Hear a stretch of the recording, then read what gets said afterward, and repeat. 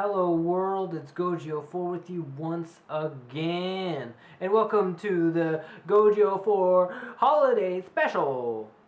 Actually, this isn't going to be anything that super exciting or interesting, but I just want to call this a holiday special just because for fun.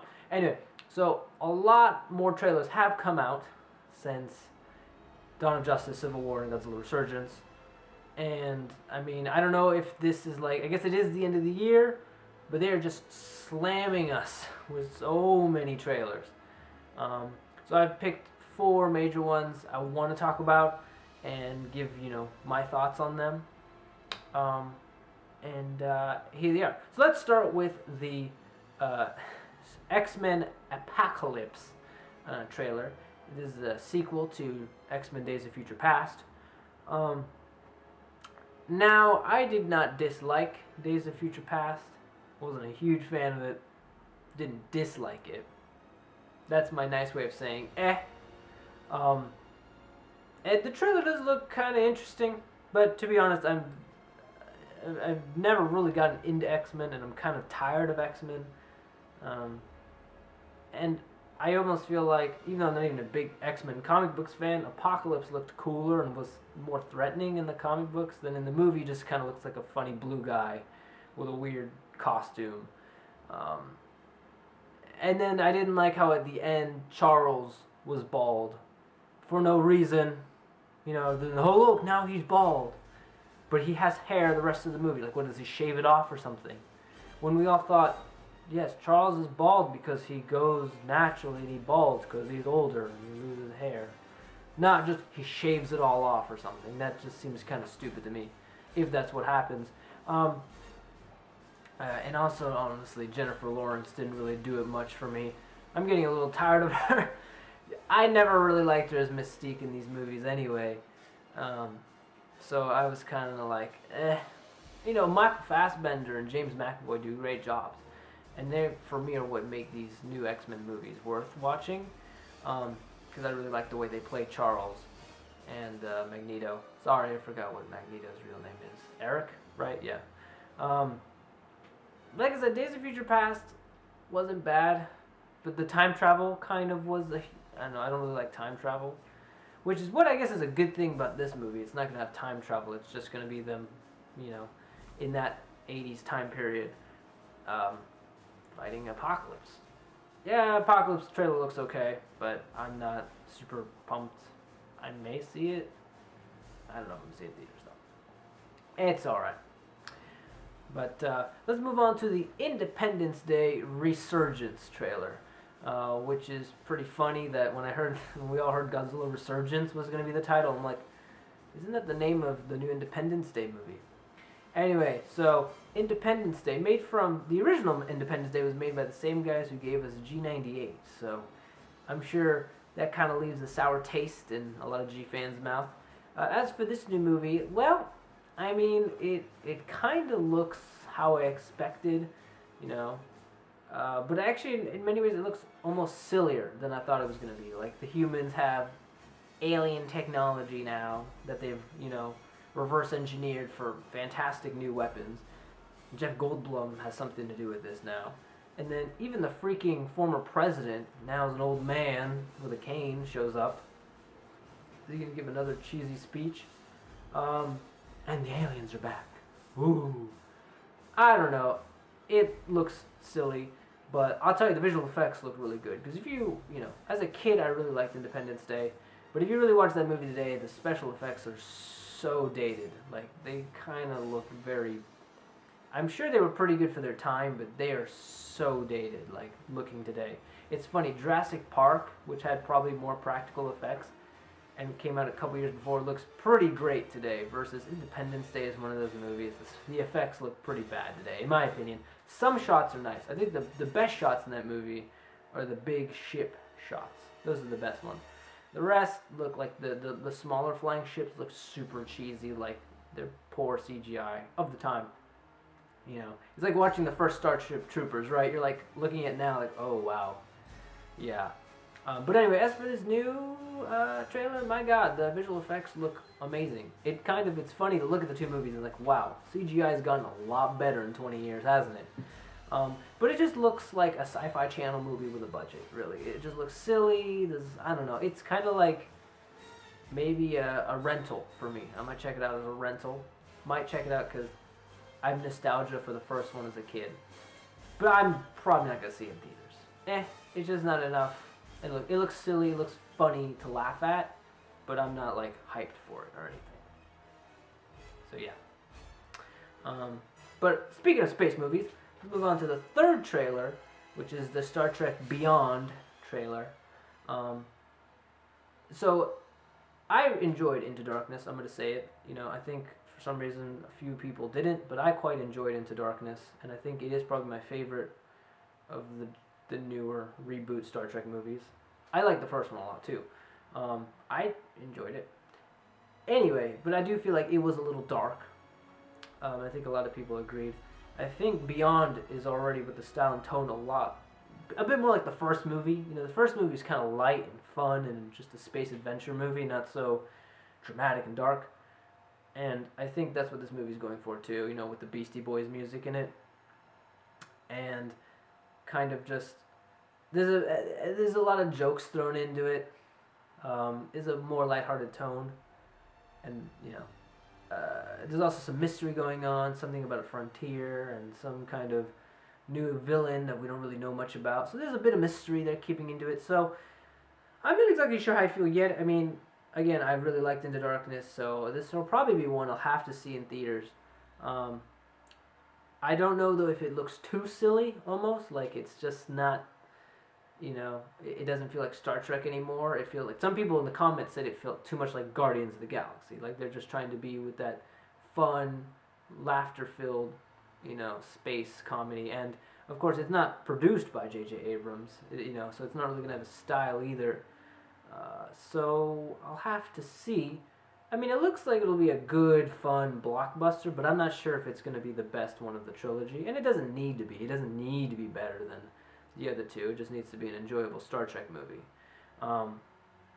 So I don't know. I'll check it out. But the trailer, of course, is kind of like a teaser trailer. I like the music that shows. I like the tone. I like the sound. It's a good trailer. I just think maybe it's an interesting choice and a new direction for the Star Trek franchise. Which, by the way, I'm not sure if I've already mentioned this already, but Star Trek is returning back to the medium that it started in, and that is television, next year. Coming back to, unfortunately, it's CBS's streaming channel, but Star Trek is coming back as a TV show.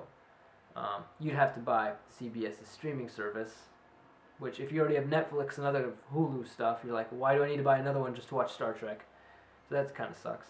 But I think Star Trek was always better as a TV show than a movie series, so I hope that this Star Trek Beyond, even if it's good, is the last Star Trek movie we have for a long time. But I think it needs to refocus as a show for a while and move away from the movies. Don't get me wrong, I like the first two J.J. Abrams movies. They're some of the best Star Trek movies we've ever had, but it needs to go back to being a show. That's where it really works. But yeah, that's enough about that Star Trek. Maybe I'll chat a little more as it goes along and maybe about the show. But, not a bad trailer. Interesting, as I'm going to say the most. And now on to the last trailer, the one I liked the least. TMNT 2. Now, first of all, I never grew up being a big Ninja Turtles fan to begin with, so I don't have the nostalgia for it. But I have a friend who's a TMNT fan, and he was still pretty disappointed with the first TMNT with Megan Fox. And when I saw this trailer, I immediately, I thought the first one couldn't be any more ridiculous or silly, but this movie it looks like it's gonna be worse. And they slapped the big old, from producer Michael Bay. And I'm like, oh, because this doesn't already look like every Transformers movie. Nope, it looks very different. Yeah, and the music and the tone. Run DMC. That's actually funny because Star Trek Beyond uses Beastie Boys. TMNT uses Run DMC. What's with using 80s hip-hop? What the hell? For trailers now? I guess it's better than covers of old rock songs that they used to use for trailers. Anyway, but it looks ridiculous. It looks like it's going to have even more dumb humor. Stephen Amell, who's Arrow, is going to be Casey Jones. It should be interesting to see him in that. And then, of course, how do I say, like, and I know it's Teenage Mutant Ninja Turtles. It doesn't need to be serious, but it does need to be enjoyable. It can't just be dumb. That TMNT 2 did not impress me at all. And I don't even know if that's the trailer's fault. It's mainly just the movie's fault. Yeah. So anyway, but that's it for these 4 trailers that have been, coming out. I know there's a bunch of other ones. There was like a new Harry Potter prequel one, Fantastic Beasts. And yeah, get my opinion out on all of them. And also just another news, a news roundup. New FNAF novel is coming out next week on the 22nd of December. So last minute Christmas gift if you want. It's because, you can say, well, it's a book, I have to order it online, but it's actually a digital Kindle book. Or if you get some money for Christmas, go buy it. There will be eventually a hardcover version of the book. Five Nights at Freddy's is getting a novel. And supposedly we're getting the answers. Though, knowing Scott Cawthon and the series, we're only going to get more questions than answers. So I think it's only going to give us more mystery, not really answer anything. But anyway, he's been working with a writer for months. Working on a book for months is kind of crazy. Some books get made much faster than that, so that's a good long time to work on a book, I think. Comes out a couple days before Christmas digitally, so you can go get it for Christmas or before or after. And then another item on the comic book side of things, graphic novels, if you will, still literature. Still literature.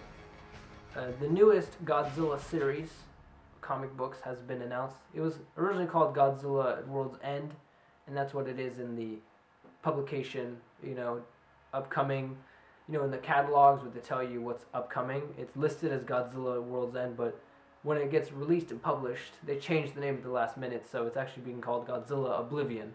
So that's the next series of IDW after Godzilla in Hell, which Godzilla in Hell will be coming out on volume set in February, so I'll probably be reading it. Maybe I'll even give you guys a review of it, because I made a video that you guys really liked about Godzilla in Hell a couple months ago. So I'm like, I've been waiting to read this miniseries for quite some time. I've read the other miniseries, as I've already said.